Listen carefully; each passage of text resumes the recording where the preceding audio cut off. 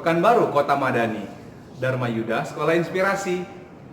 Walau hati pernah tersakiti, pelajaran ekonomi selalu di hati. Hai semua, apa kabar?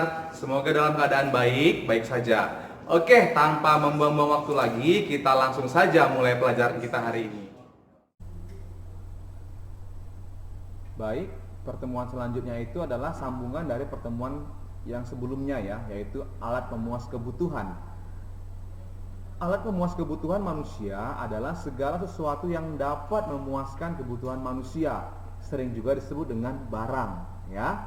Barang dapat berupa benda atau goods dan jasa atau service, ya. Artinya barang ini ada berupa benda dan berupa jasa. Seperti kalau barang itu ya mungkin seperti pakaian atau komunikasi atau barang-barang lain. Tapi kalau jasa seperti sekolah, pendidikan ataupun tukang pangkas itu juga jasa. Ya, bengkel itu juga jasa. Oke. Nah, selanjutnya jenis-jenis barang. Jenis-jenis barang itu dibedakan atas dua, yaitu barang ekonomis dan barang bebas. Barang ekonomis itu adalah barang yang kalau kita ingin memenuhi atau ingin memilikinya itu memerlukan pengorbanan. Ya.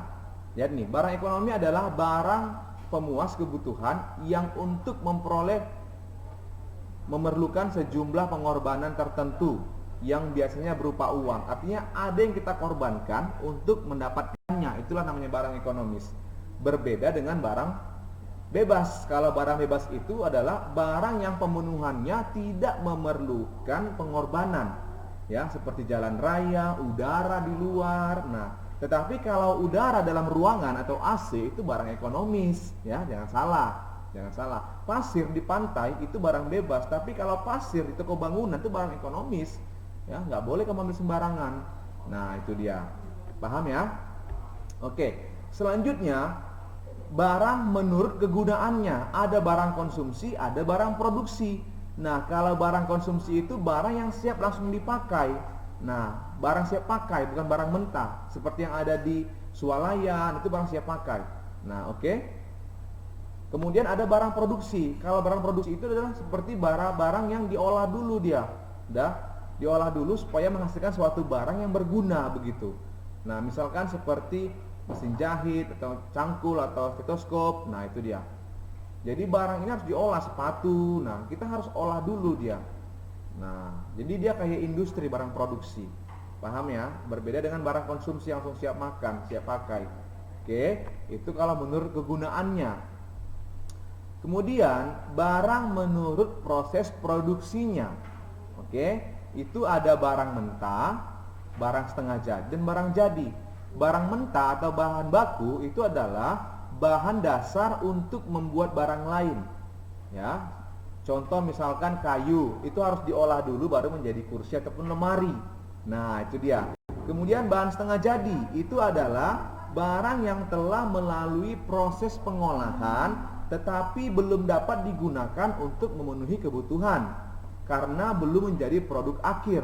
Contoh kain untuk membuat pakaian, besi untuk membuat pisau, dan terigu untuk membuat kue. Itulah barang setengah jadi. Oke. Kemudian ada barang jadi. Barang jadi ini ya barang siap pakai yang sudah melalui proses pengolahan tadi. Ya, barang jadi merupakan produk akhir yang telah melalui proses pengolahan dari bahan baku menjadi setengah jadi sampai menjadi barang siap pakai atau langsung siap untuk dikonsumsi oleh manusia. Nah, itulah dia barang menurut proses produksinya. Gampang ya, bisa dibedakan ya.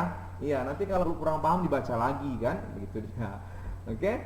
Selanjutnya, barang menurut hubungannya dengan barang lain atau saling keterkaitan. Yaitu ada barang substitusi, ada barang komplementer.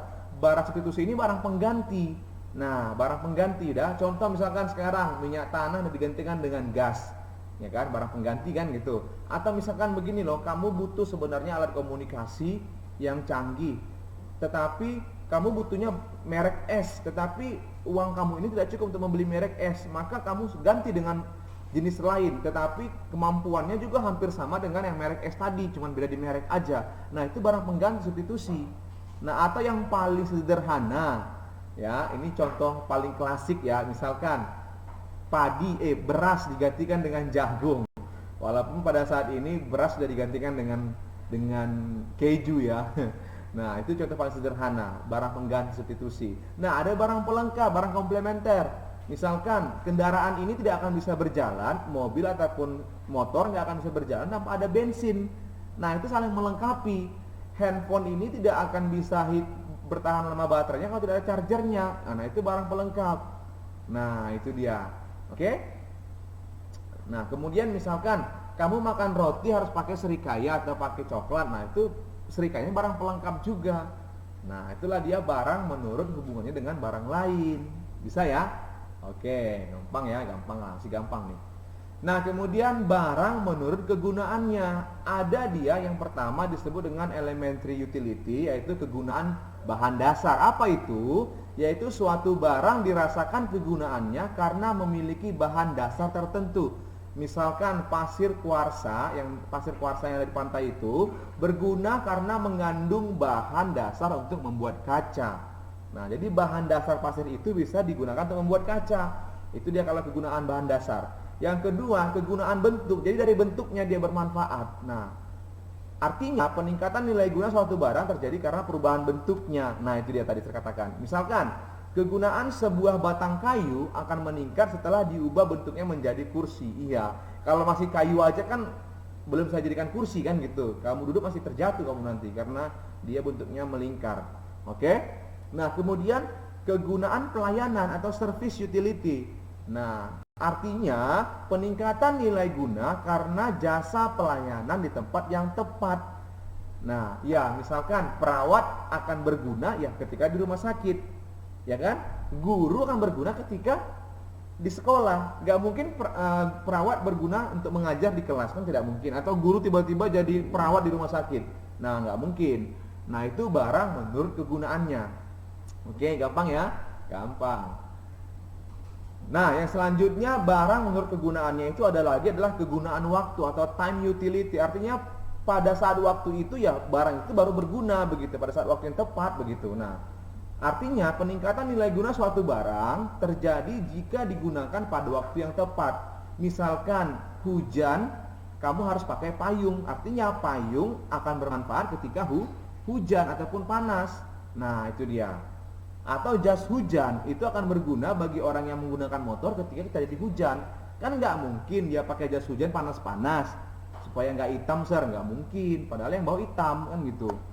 Nah, itu dia. Kayak kan nggak mungkin pakai jas hujan panas-panas gitu. Nanti dikira orang paling pintar di dunia nanti. Pakai jas hujan supaya nggak kepanasan kan. Pakai skincare kan gitu ya supaya tidak hitam. Oke, kegunaan tempat atau place utility. Artinya barang itu akan bermanfaat ketika berada di tempat yang tepat begitu. Nah, apa itu? Ya, ini ya. Peningkatan nilai guna suatu barang terjadi jika berada pada tempat yang benar atau tepat. Misalkan perahu berguna ketika ada di lautan. Ya benar, perahu akan berguna ketika ada di lautan, nggak akan berguna di darat kan begitu dia. Bisa ya, tempatnya begitu dia. Paham ya? Nah, oke, kemudian kegunaan kepemilikan atau ownership utility. Ini yang terakhir ya. Artinya peningkatan nilai guna suatu barang terjadi jika barang tersebut berada pada pemilik yang tepat. Nah, misalkan jala itu akan lebih berguna untuk orang yang memancing. Atau misalkan spidol. Spidol itu akan sangat berguna bagi guru. Nggak mungkin tukang bangunan pakai spidol membangun. Nah, nggak mungkin. Atau misalkan spidol itu nggak berguna misalkan bagi perawat, ngapain dia nyuntik pakai spidol, nggak mungkin. Nah, itu dia. Atau misalkan jarum suntik itu bergunanya akan tepat sasaran penggunaannya ketika ada di rumah sakit. Kan nggak mungkin jarum suntik itu adanya misalkan di tempat kamu tempat kamu berbelanja misalkan. Nah, atau misalkan senjata api yang dimiliki oleh kepolisian itu akan berguna jika mereka yang miliki.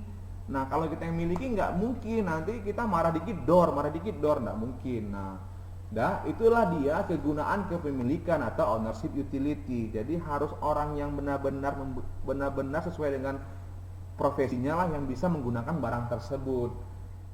Bisa ya? Baiklah, pertemuan kita pada saat ini cukup sampai di sini. Pesan serian, tetap jaga kesehatan, rajin cuci tangan, pakai masker kalau keluar. Tapi kalau bisa di rumah aja, jangan kemana-mana ya. Oke, terima kasih. Sampai ketemu di pertemuan selanjutnya. Bye.